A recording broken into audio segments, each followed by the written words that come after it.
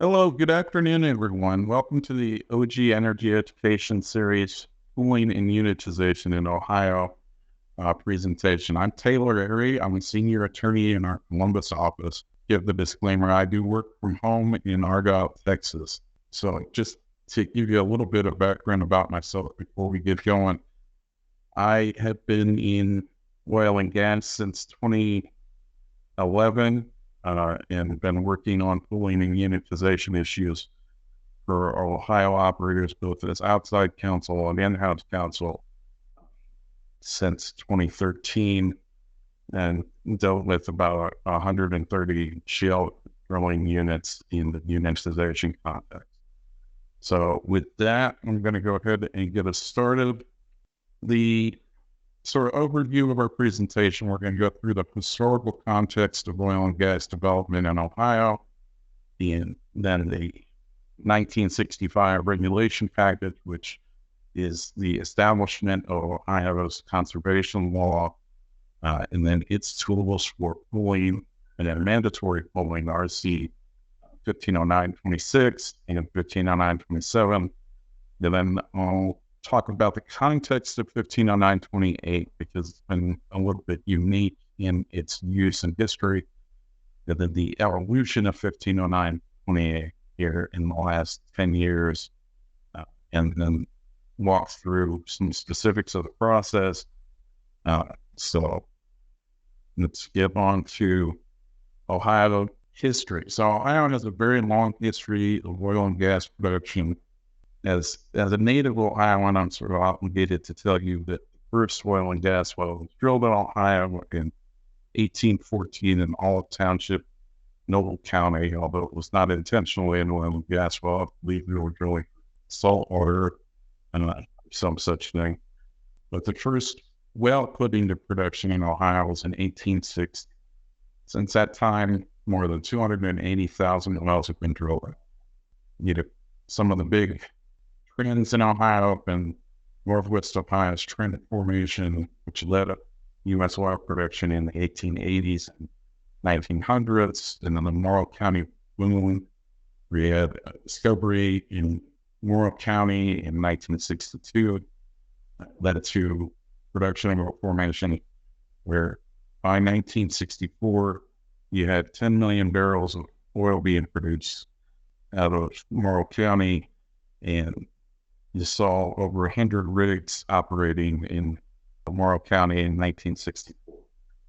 This was a very limited regulatory, which caused some issues, and well, we're going to follow up on that theme as we go through.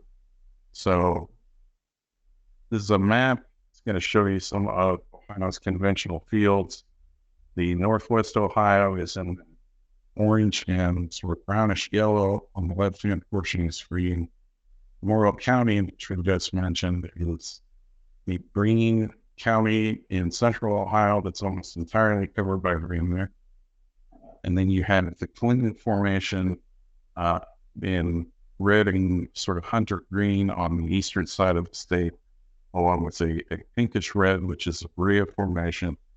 And for some context, more than 81,000 Clinton wells have been drilled in Ohio, 13,000 Berea wells, 71,000 Trenton. So extensive development has taken place in various regulatory environments. Now we're going to take a look at modern present activity. So this is a map of Utica Shale activity in Ohio. I believe it's dated to a couple of weeks ago. And you can see the overwhelming trend, of course, is for it to be in southeast Ohio, Carroll, Jefferson, Harrison, Belmont County, Jersey County, Local County, Monroe counties. There's been 3,900 permits issued for Utica for horizontal wells, and 3,200 have been drilled. In 2021, there were 2,883 producing Utica shale wells. That's the most recent year that has the annual production report available. Since then, we've proceeded to the 3,200 wells have been drilled number. We've also had 85 shale or Marcellus shale permits issued and 63 Marcellus shale wells been drilled. The vast majority of Marcellus activity has been in Monroe County, Ohio. So let's proceed to talking about the initial regulatory environment. So Ohio was regulated essentially by courts from the first production of oil and gas in the state. And the courts applied a little capture, which is summarized best in Kelly versus Ohio Oil and Gas Bill. They applied the rule of capture to limit the rights of adjoining landowners, and the unmodified application of rule of capture led to indiscriminate townline drilling where resources were discovered in Morrow County. And so the result of that, of course, was townline drilling. This is a picture from Signet, Ohio, in Wood County, peak of the trend. Morrow County is most associated with how sort of the dissipation of reservoir energy by unplanned wells and unspaced wells. And so as that developed as a problem with Morrow County development, there was a reaction by the state to enforce or to enact a conservation law. Conservation law was effective in 1965. That established Chapter 150928, which created the Division of Oil and Gas Resources to regulate oil and gas wells placement throughout the state. The chapter gave the division authority to create rules for well spacing, and it also established mechanisms for allowing drilling units to be made open adjoining tracts, so you no longer see that issue. Everybody's going to drill as close to their neighbor as possible can, so they can get as much out around as they can. So it was a direct reaction to how things went in Morrow County. And so I'm going to talk briefly about the vertical spacing well rule. We've got a rule of 0 to 1,000 feet, be on a 1 acre tract, 200 feet from the well, 100 feet from the boundary of a tract to a drilling unit, 1,000 to 2,000 feet, 5 acre tract, 460 feet from a well, 230 feet from the boundary of a tract or drilling unit, 2,000 to 4,000, 10 acre tract, 600 feet from a well, 300 feet from the unit boundary, and then below 4,000, 20 acre tract, 1,000 feet from a well, 500 feet from unit boundary. Now, these were updated in 2019, which sort of significantly shrunk the footprint of the minimum acreage and also ushered in the new portion of it that is the horizontal wells. Now, they're all part of one rule, but there is a separate paradigm for spacing with horizontal wells. Spacing is determined from the take points along well bores, perpendicular well bore distance, not less than 400 feet away from the drilling unit. The first and last take points can also be up to 150 feet from the edges of the unit. And then there is sort of a special tolerance within this portion spacing rule, where an as-drilled horizontal well can deviate up to 10% from spacing that is set a rule. It's important to understand about the tolerance that is for sort of the life happens mistakes upstream. Imperfect nature of actual drilling in the field and not for well planning. So you can't plan your wells 10% off of the rule, but you can't be treated as though you're within the rule 10% off when you actually drill those into your as-drilled plat. Now, this spacing rule was a significant act of regulatory homework. So It was being worked on and discussed in the technical advisory committee meetings throughout 2015, all the way to 2018, and then the rule itself came into effect in 2016. Now, the next issue that I'm going to discuss is the Division's authority to regulate preempts regulation. And this has been an important issue in Ohio. It's been a fairly heavily litigated issue. 150902 grants the division sole and exclusive authority to regulate permitting, location, spacing of oil and gas wells, production operations in the state. So the primary court case on this is State of Ohio X-Rail Morrison versus Beck Energy Court in 2015. The court upheld the sole and exclusive authority of the division to regulate production operations in the state over attempts to regulate it by a local zoning authority. That concept, that principle, has been applied in additional litigation throughout the years since then and in other contexts. And so we can confidently say that we're the only folks in a position of authority to regulate well spacing and well locations are the Division of Oil and Gas, which leads us into 1509, Chapter 1509's options for forming drilling. So the options under 1509 forming drilling units are the Voluntary Pooling Statute, 1509.6, the Mandatory Pooling Statute, 1509.7, and the Unitization Statute, 1509.28. So I'm going to talk a little bit about the Voluntary Pooling Statute first, and then the Mandatory Pooling Statute, and then we'll launch into unitization.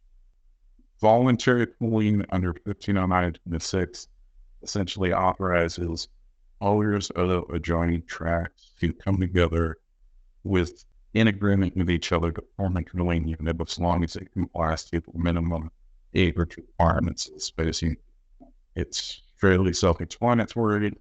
Come together with a unit, file DPU, and it'll permit wells and drill wells. So next, we're going to talk about mandatory pooling briefly. So the mandatory pooling statute is quite a bit different, of course. So you file an application with a single well. It includes a permit application.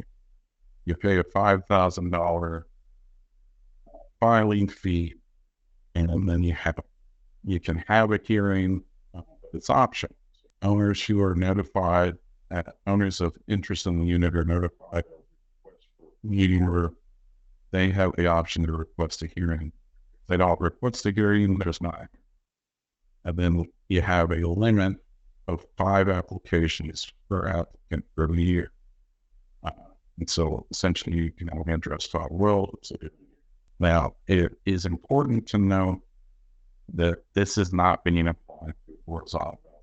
The structure of the pooling of the statute itself, it was fairly inconsistent with application of 1509.27 to the spacing issue because minimum acreage footprints had to be discussed in the spacing rule itself.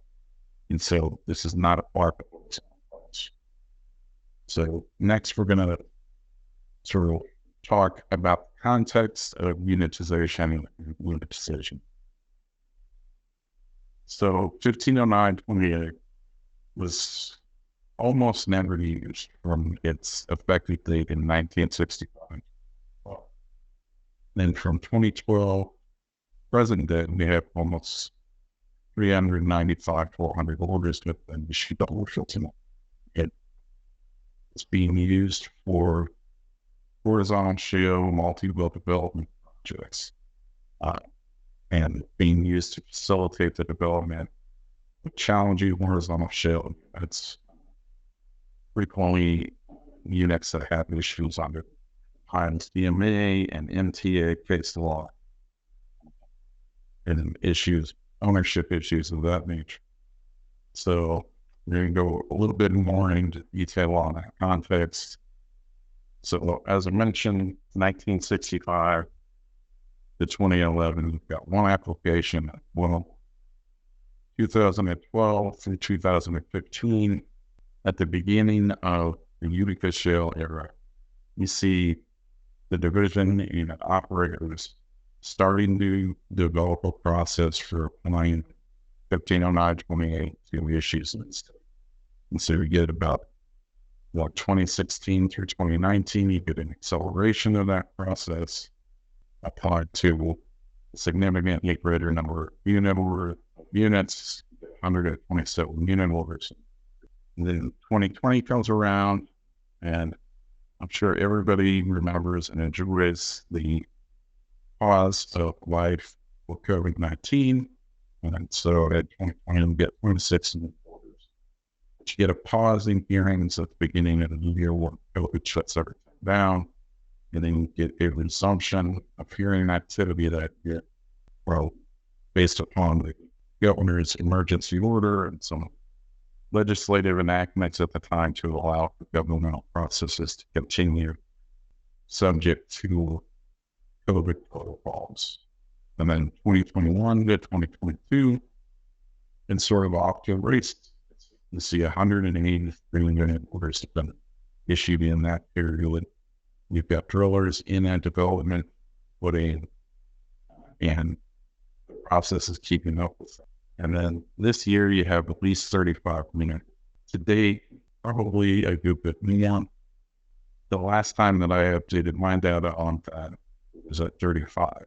One disclaimer I'll give you for those numbers are, these numbers come from my compilation of the last 10 years here, as I'll follow the process and its various iterations and the availability of the unitization document library line, and the form of that has changed. So 2012 through 2014, early 2014, applications would be posted online and order would be posted. And then in 2014, there was a new infrastructure created that is kind all of the unitization documents since that period. And so I wouldn't be stunned if there's a little bit of a discrepancy between my numbers and the numbers of the division did. Although I would be surprised if it's not. So in that process of going through those different unitization eras, there's been a lot of amendments of the statute. So as the Utica Shale has sort of come into maturity as a resource employer, 1509-28 has been, so we're seeing a lot of legislation addressing it and a lot of attempts to legislate. The most relevant amendments to the statute during that period started with the 2012 amendment, which was Senate Bill 315 that added a $10,000 filing fee, and which was negotiated in committee. Unitizations apply to multiple wells, only applies to single wells. Mandatory pooling gets a $5,000 filing fee. Unitizations get a $10,000. 2015, House Bill 64 specifies that ODOT demands of subject to 1598. That's sort of evidence of how this has been part and parcel of issues around leasing of state lands in the state and the desire for folks to be able to develop units that have some state lands in them. It's been a significant issue and a point of contention at times. Let's clarify at least that ODOT was subject to the statute. Then the 2019 amendment, you have House Bill 166. It adds a clarification that fractional interests can be included with 65% consenting interest supermajority line. This is a big change for the statute, not so much because of questions about whether or not it applied, but because of what was going on in litigation in Ohio. So you have Corbin and a bunch of the DMA cases that have gone on in 2017, 2018, and breaking leases, reviving ancient mineral severances, mineral interest. And so this is giving operators significant challenges, and the statutes specify that the fractional interests that it's ending up with and calculates the statute is extremely helpful and allows folks to deal with MTA and DNA issues that they've got. In 2021, you get another amendment to clarification of terms related to ODOT price preference to other sections in the code, whether related to ODOT as well. And then in 2022, you get a very significant amendment, House Bill 397, that has a requirement that a hearing on an application be held within 60 days of the application, subject to a completeness rule. And also you get a time frame for order issuance. If orders are to be issued within 60 days of a hearing, unless, of course, the application is being denied. Although I believe that it does read that denial also the ordinance shouldn't argue against some. Actually, I think that's wrong. But one of the things that's interesting when you go back and look at the extension changes to 1509-28, it'll after these bills review more budget bills. And so these are bills that go through a very intensive process and the conference committee and some of its language conference committee process. So you see just how involved the process 1509-28 has been since it started Utica. As referenced in that last slide, in 2022, you have an amendment to the statute. It gives you a time frame for the statute. That leads to a significant evolution of the actual process. So in spring of this division, significant changes to its procedural guidelines, creating significant changes to the actual process of filing an application through proceeding in order. So, I'm going through some of those changes. I can't cover all of them here because I would just be reading PDF to you guys. Imagine not everyone wants to do that over lunch. So we get standard forms for application. We get a removal of the requirement that pre-file testimony, reservoir engineer, and geologist. You get standardized exhibit forms. So the summary of economic calculations and for the reservoir engineer now goes into a standardized table, provides uniform information at the time. Then you get the affidavit leasing efforts form, which pushes through all of the information about folks' efforts to pull units together through a single standardized form. And then you need a simplified narrow ownership list that's also requested. A couple of the maps that used to be in the procedural guidelines go away. Most of them are still there.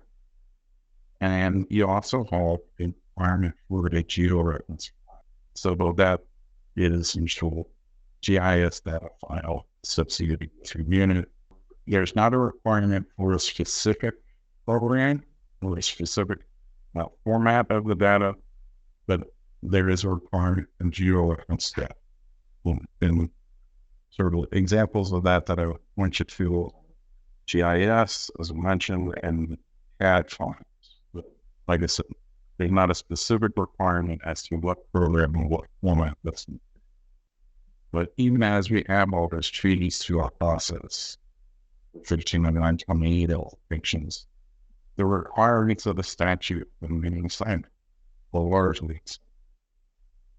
As well, now the statute does specify time frames around issuance of an order, scheduling of a hearing, its requirements for fulfilling and generating a complete application, and so applicant must have previous of 65% unit or more, can do listing with interest, booking interest parties. You've got the $10,000 non-refundable filing fee all you're going to need the requirement of target formation pool that's as it is defined in 1509.1, an underground reservoir containing gas films. And then you have your requirement that operations must be reasonably necessary, substantial recovery and gas, and the value of the estimated additional recovery gas must exceed the estimated additional costs associated with obtaining. And then you also have the requirement that's able to be on terms that are just reasonable. So these last three prongs are really the most significant things that you can examine in the unitization process. Target formation is really going to be discussed from the testimony of the geologist, the reason necessary prongs. A reservoir engineer is going to discuss your plans on operation, closed operation, what you can do without a unit order, value, costs. And then order must be on terms of just reasonable and really to be addressed. I mean, a little bit more holistically throughout the process, but also by the direct testimony of planning, your efforts to put your unit together, efforts to sign leases, and your efforts to acquire working interest owners' consent or an interest from the working interest. I'm going to go through a couple of examples of exhibits under the statute. So here we have one of the map exhibits that's going to be associated with every single unitization. Have a map like this, color coded, and then show you at a glance what's consenting, what's not consenting, what's leased, what's unleased. So here, the unleased interests are red. They have spacing setbacks and dashed lines around them. And we have your well pad set out on some map and shows you where your planned development intersects with your unacquirable interests or non-consenting interests. So our next example is a reservoir engineering exhibit. And so this is from an older application exhibit format. But you're going to generate an exhibit that looks much like it's got to show how many wells, how long your wells be, how much of the wells cost, how long in the wells that you could drill without an order, how much can those wells cost. Then it's also going to set out what commodities will you, or what will the production be. And this one sets out the various commodities. That's not going to be a requirement anymore under the new procedures. Under the new procedure, you're going to show just the BCFE, the value production ratio, the contrast with your non-unitized scenario. So put evaluation on those, that prong of the process, reasonably necessary examination chart. And then finally, you got the cross-section exhibit. Every single application, you got one of these can show the topic, your target formation, the base of your target formation, the gamma ray log, the resistivity log. Now it's going to show the location of the proposed unit as compared to your A and A prime wells cross section. Some operators use 2 wells, some operators use 3. I think 4 use one of these, but it's all going to look very similar to this one.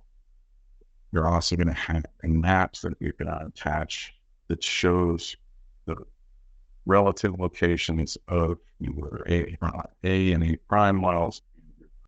So now we're going to talk a little bit more about the actual process itself. How are events going to filing unitization. So you're going to file an application. It's going to include the exhibits that we discussed and other didn't discuss. You're going to have $10,000 filing fee. And within 60 days of that application, the hearing is going to be scheduled.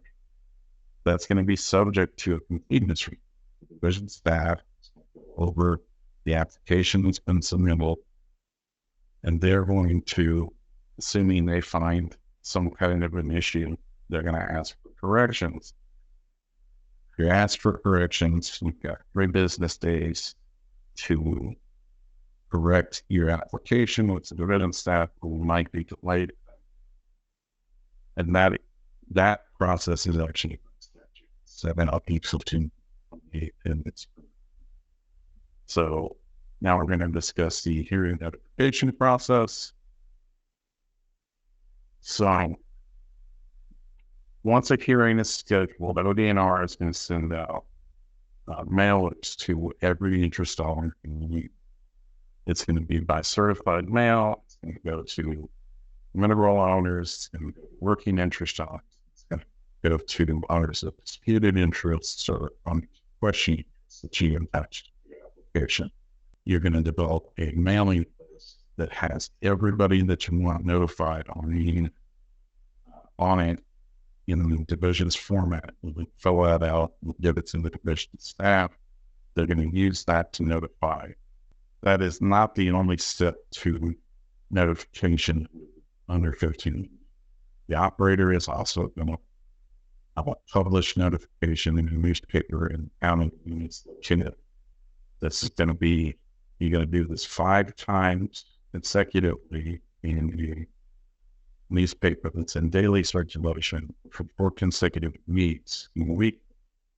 If there's not a newspaper in your county, then go to a neighboring county and do the same.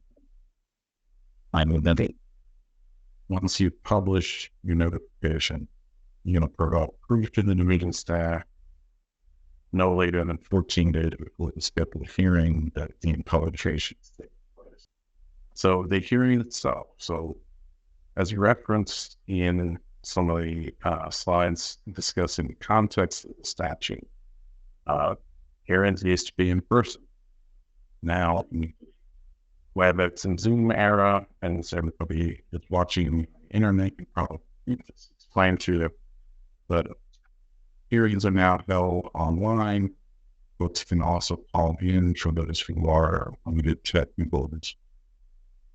Applicants are going to present testimony from a land being geologist, reservoir engineer, who are going to appear online. And then the division staff are going to question your witness, make a presentation about arterial system. And then interest owners are going to be able to appear in the comments on your application. When an interest owner makes an appearance in that way, they might be that appearance themselves, or they might send an attorney.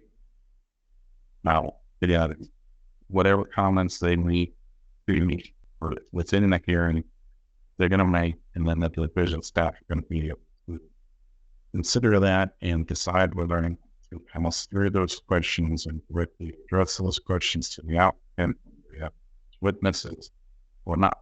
So it's not going to be a cross-examination. It's going to be you present, then they present situation. But your witnesses are going to be questioned as to the elements of the statute, the reservoir properties, the completeness of development, commodities that the unit's going to do, efforts to release interest in the unit. What are the offers? Who all has been offered? What is the average? What has been accepted? Those kinds of issues. Begin. So, but once the hearing is done, you're not done. Process isn't over yet. After the hearing, an order is going to issue within 60 days of the hearing, unless, of course, an order is issued. And then once an order is issued, you've got 6 months to make that order effect.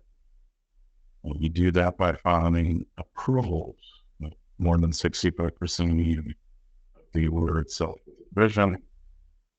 Once the order is effective, you can get well permits and target formation in the unit, but you also have 21 days to pull a declaration statutory unitization in the county of record. And so this document is going to look a lot like a pooling declaration, but it's also going to have an explanation of the unitization process on that, and it's going to have a copy of the unit order itself attached to it. But it will be very similar to what a DP. Okay, so here is our credit slide. So those of you observing for APL credit, the handouts that you receive from this presentation are going to have the affidavits and the information that you need to receive credit. And then for the folks pursuing CLE, we are pending approval in Ohio of CLE credit for this. We don't expect this to be an issue, but it has not gotten 100% process yet. But everyone is going to get all the information they need to get their continuing education credits.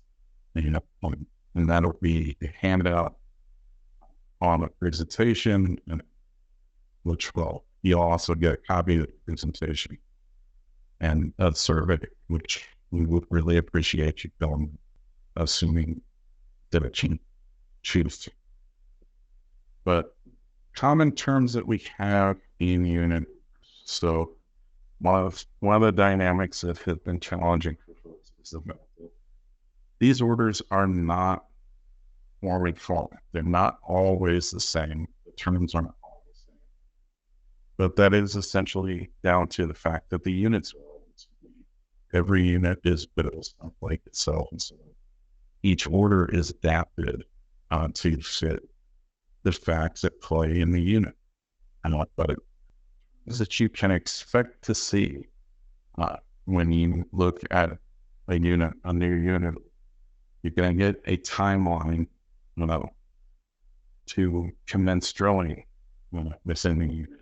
That is overwhelmingly been a 1 year or 12-month deadline. And the standard that's been applied to that has been a well bore or well bit in the ground type stack. Nothing short of actual drilling. It's been the kind of standard applied to that, and that has been what has been safe practice, the safe well figure. And then there's a time frame in years to get all planning wells on production. So yeah, one well, we're talking about 2 years to get all wells in production. 2, 3, you might see 3 years. You have 4 or 5, you might see 5 up to 5 years. These most seeing the orders, you be shocked if there was one now. It's an outlier. And then the treatment of unleached mineral has been pretty uniform, and it uniformly been 1/8 gross royalty from first production. And then on the first well, the operator can cover 200% proportionate share of costs associated with the investment interest. And then on subsequent wells, 150%. After the cost recovery that's happened, you have a 7/8 net production that goes to your unleached mineral.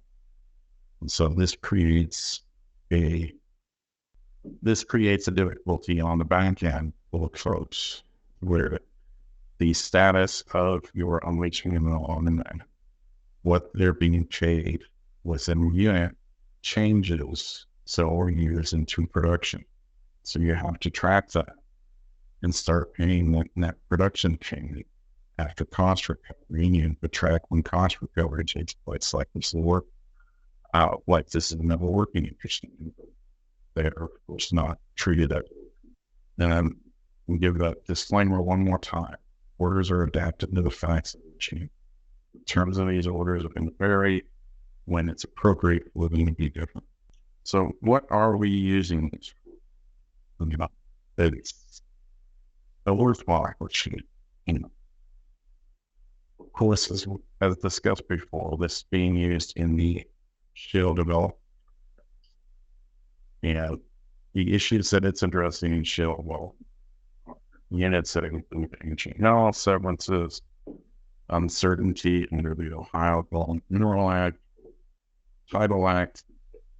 That's been clarified that both are being applied to mineral interests and absent and full out mineral owners.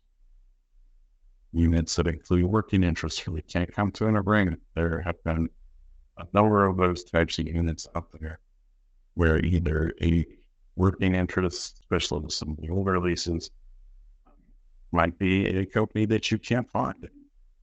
It's that company doesn't exist, but the shallow well that they funded 35 years ago is still being running, still pumping gas.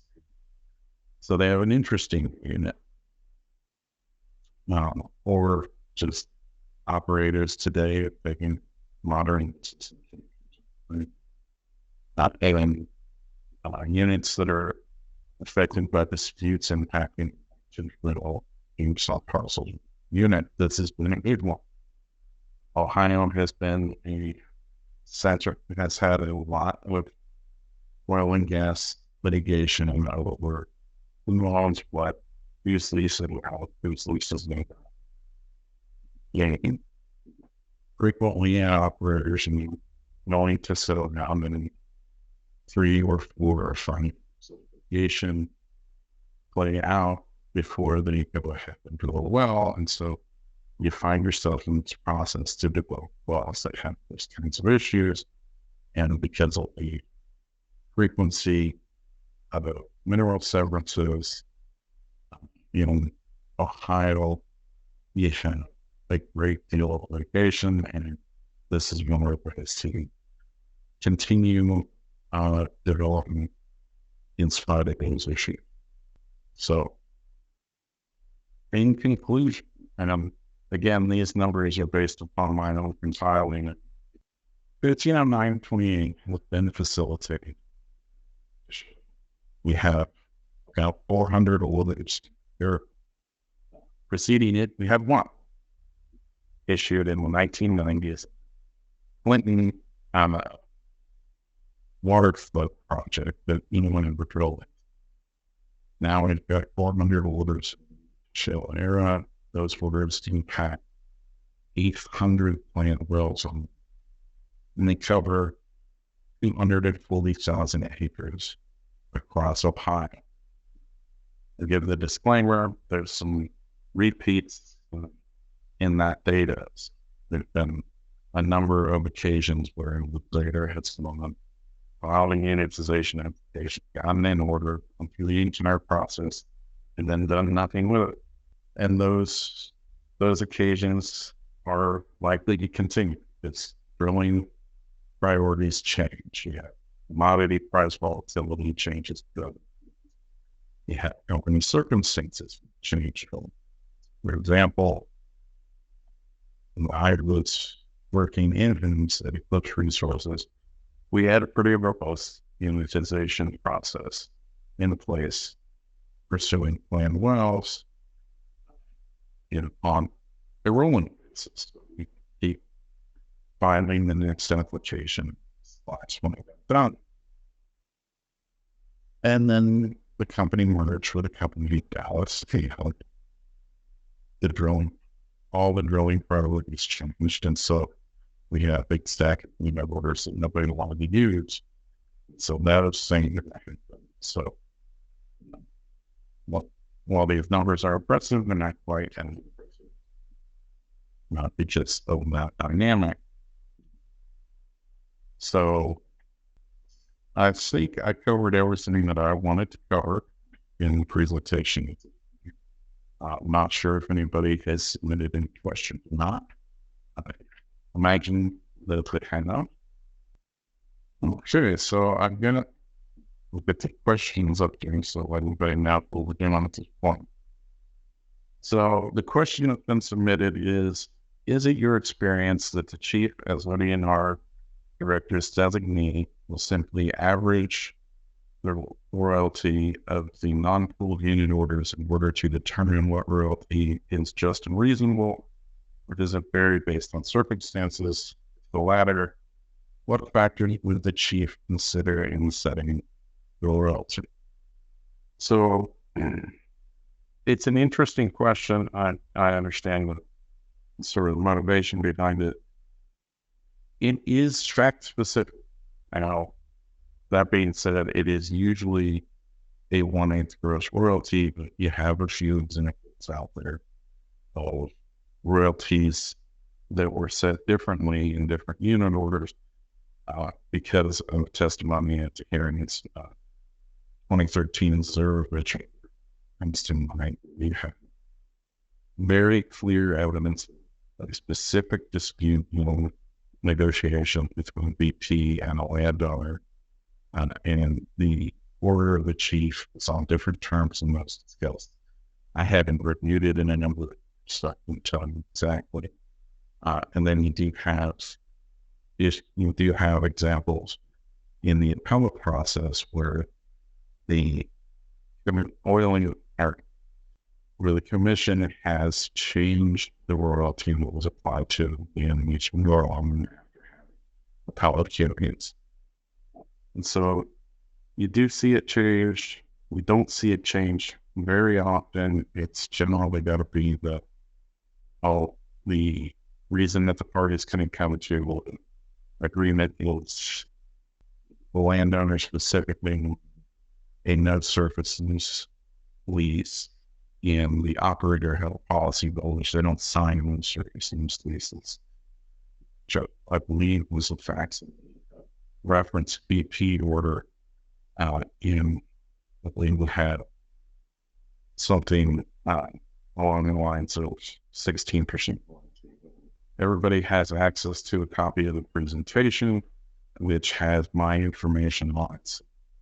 If there were any questions that anybody had, please feel free to reach out with an email.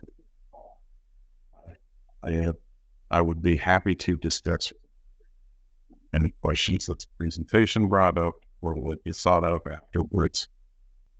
So that has been our presentation on OG Energy Education Series presentation on pooling and unitization in Ohio. I really appreciate everybody taking the time to join us. Your attention is very much appreciated. I hope to hear from some folks and be able to be of assistance.